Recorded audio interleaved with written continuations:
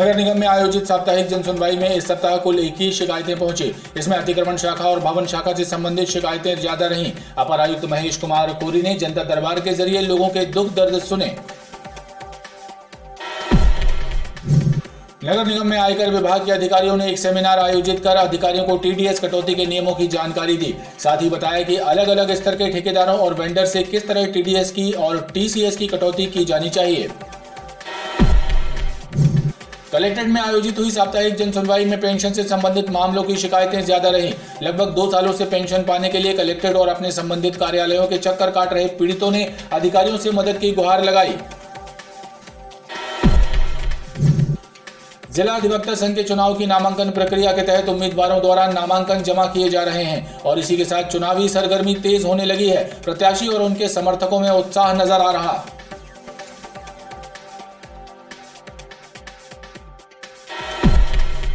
पूरा बाजार क्षेत्र के अप्पा स्वामी पब्लिक स्कूल में पढ़ने वाली छात्रा का स्कूल प्रबंधन से हुए विवाद के बाद प्रबंधन के द्वारा छात्रा पर प्रकरण वापस लेने का दबाव बनाने के लिए उसकी टीसी में बैड कैरेक्टर लिखने की धमकी दी जा रही है। इसकी शिकायत भी जन सुनवाई में पीड़ित छात्रा के परिजनों और समाज के लोगों द्वारा की गई।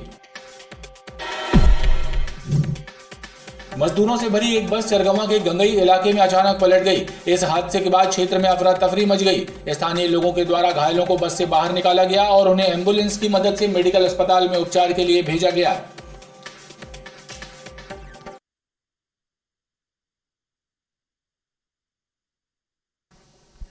नमस्कार, बीटीवी न्यूज में स्वागत है आपका। इस बुलेटिन के साथ मैं हूं कृष्ण कुमार और आइए इस बुलेटिन की शुरुआत करें। उससे पहले नजर डालते हैं हेडलाइंस पर। नगर निगम में आयोजित साप्ताहिक जन सुनवाई में कुल 21 शिकायतें पहुंची। अतिक्रमण शाखा और भवन शाखा से संबंधित शिकायतें रहीं ज्यादा। और मजदूरों से भरी बस पलटी। चरगवा के समीप गंगई में हुआ हादसा, लगभग 20 मजदूर हुए घायल।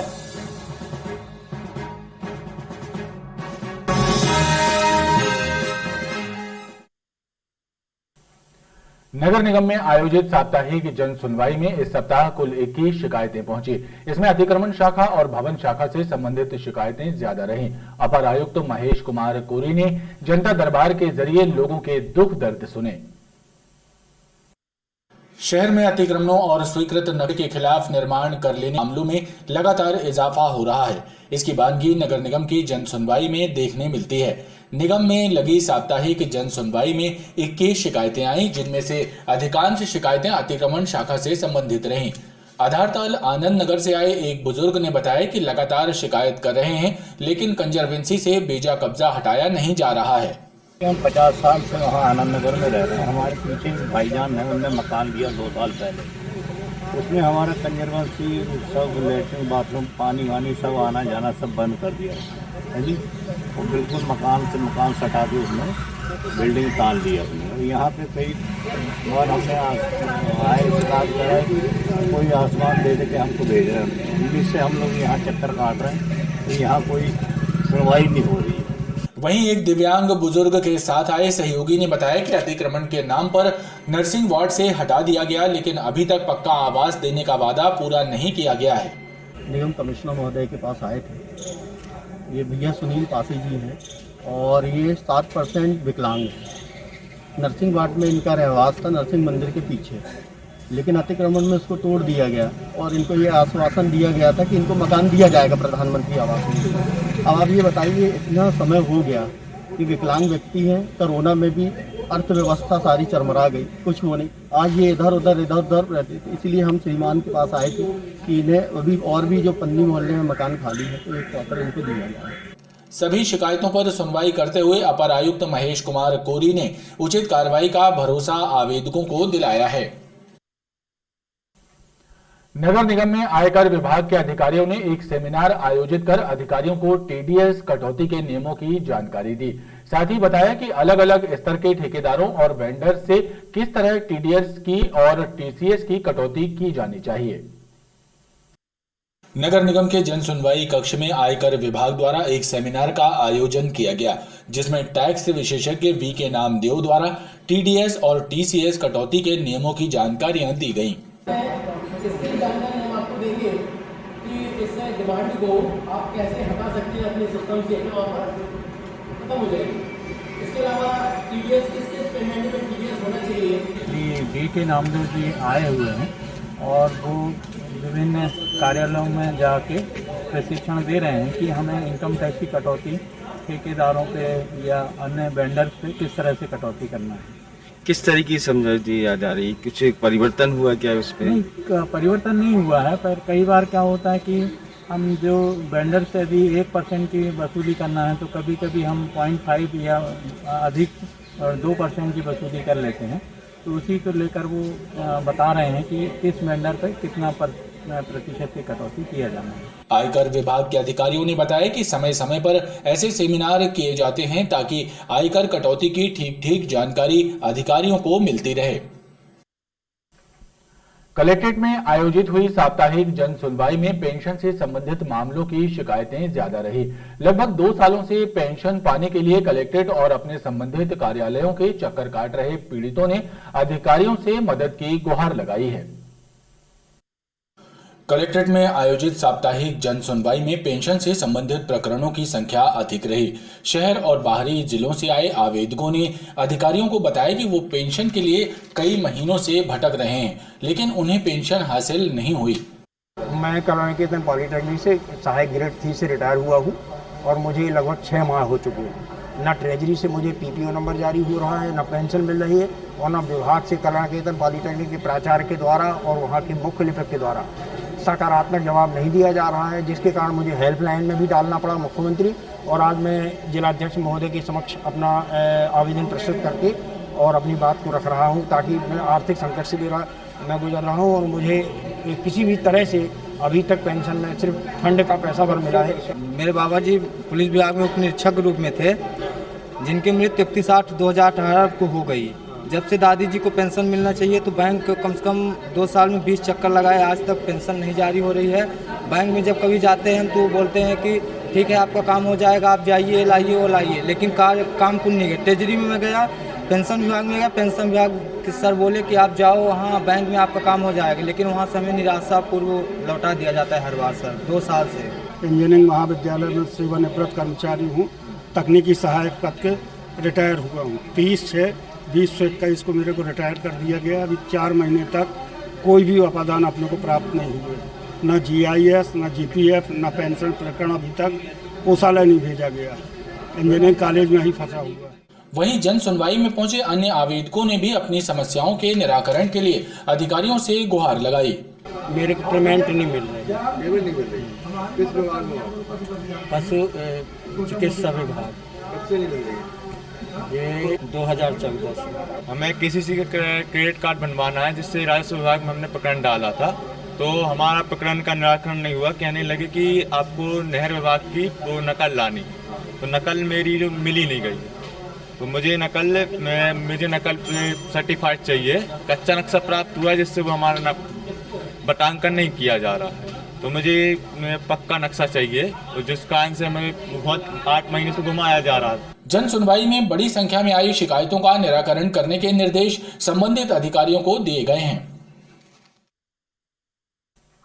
जिला अधिवक्ता संघ के चुनाव की नामांकन प्रक्रिया के तहत उम्मीदवारों द्वारा नामांकन जमा किए जा रहे हैं और इसी के साथ चुनावी सरगर्मी तेज होने लगी है। प्रत्याशी और उनके समर्थकों में उत्साह देखा जा रहा है। जिला अधिवक्ता संघ के चुनावी समर में उतरे उम्मीदवारों के द्वारा नामांकन पत्र जमा करने की प्रक्रिया पूरी की जा रही है। इसके तहत जिला बार एसोसिएशन के पूर्व अध्यक्ष RK सिंह सैनी ने अपने समर्थकों के साथ पहुंचकर नामांकन पत्र जमा किया और उन्होंने भी अध्यक्ष पद के लिए अपनी दावेदारी पेश की। जिला बार के इलेक्शन 2021-23 के लिए 17 तारीख को वोटिंग होनी है। इसके लिए 25, 26, 27 3 दिन फॉर्म जमा करने की तारीख थी। आज मैंने अध्यक्ष पद के लिए अपना नामांकन भर दिया अपने सैकड़ों अधिवक्ताओं के साथ। मेरी पूर्व प्रार्थना ये होगी कि पिछले 2.5 साल में मैं देख रहा हूँ ये अधिवक्ताओं के ऊपर मुकदमे लगाए, झूठे मुकदमे लगाए जा रहे हैं, लेकिन बार ने कुछ नहीं किया। उल्टा लोग बैठ के मुकदमे काउंटर के खिलाफ में दर्ज थाने में करा जा रहे हैं।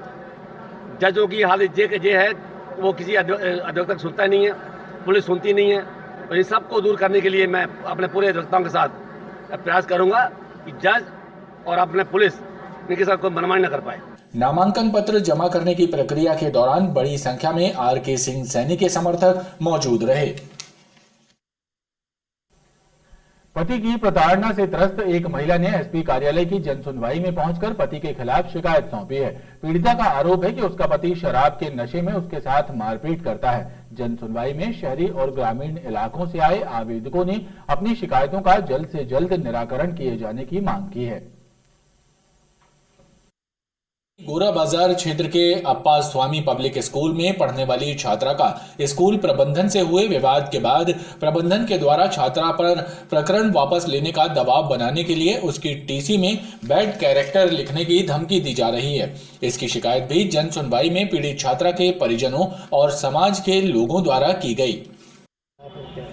मैं ये बोलना चाहती हूँ, जब पहले मेरी बच्चियाँ आई अपना स्कूल टीसी लेने गई थी तो उनके साथ तीनों के साथ मारपीट किया गया था, कमरे में बंद करने की कोशिश की गई थी। और जब हमने कंप्लेंट डाली, फिर उसके बाद हमने जब कंप्लेंट डाली उसके बाद फिर इन्होंने टीसी सही करके दी। फिर टीसी इन्होंने दी, मगर टीसी में इन्होंने गलत लिख दिया बेटी के। तो जहाँ मैंने एडमिशन कराया वो लोग ने बैठाल दिया स्कूल से।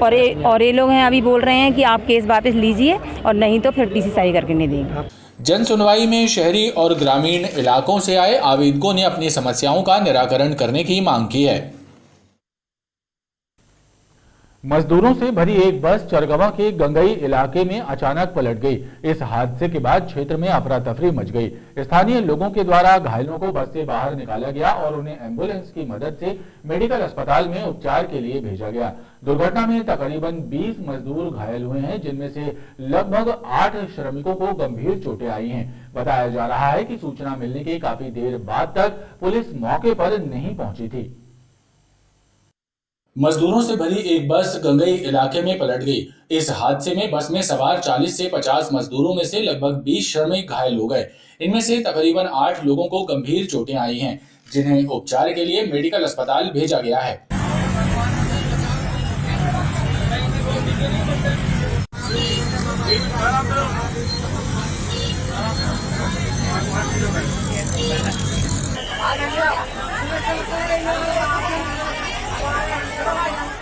स्थानीय लोगों और बस में सवार मजदूरों ने बताया कि कोहला कोहली गांव से श्रमिकों को लेकर बस जबलपुर आ रही थी। उसी दौरान 9:30 बजे गंगई के पास ये हादसा हो गया। इस दुर्घटना में बस के चालक को जवाबदार ठहराया गया है। स्थानीय लोगों के अनुसार उनके द्वारा घायलों को बस से बाहर निकाला गया और गांव में मौजूद संसाधनों की मदद से बस को भी सड़क से किनारे किया गया। और खास बात ये थी कि सूचना मिलने के काफी देर बाद पुलिस का अमला मौके पर पहुंचा था। हम लोग घर में थे, पता चला जैसे ही बस पलटी हम लोग दौड़ के आए। हम पूरे गांव वालों ने पूरी लेबर को निकाला और अपनी मशीन लाके बस को किनारे किया, आवागमन चालू किया। इसमें 40 से 50 लगभग लेबर थी, जो सबको निकाला हम गांव वालों ने। बिल्कुल बस ड्राइवर की और बस मालिक की गलती है इसमें। कोयला की लेबर थी और डबोला की साइनाला जाती काम 40-50 आदमी रहे 8-9 बजे। खास बात यह है कि हादसे में अधिकांश महिला मजदूर घायल हुई हैं।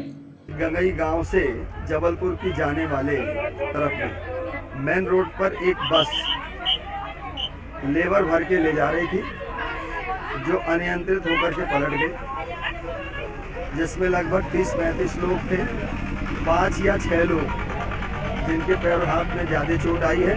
10 से 12 लोग नॉर्मल इंजरी थे। घायलों को शीघ्र अतिशीघ्र मेडिकल सुविधा दिलाते हुए उनको मेडिकल कॉलेज रेफर किया गया है। मौके पर पूर्णतः शांति है, रोड चालू है। ड्राइवर की लापरवाही है, जिसके कारण ये गाड़ी पलटी। गौरतलब है कि इसके पहले भी इस रोड पर इस तरह के हादसे हो चुके हैं, लेकिन इसके बाद भी पुलिस एवं जिला प्रशासन द्वारा ठोस कदम नहीं उठाए गए।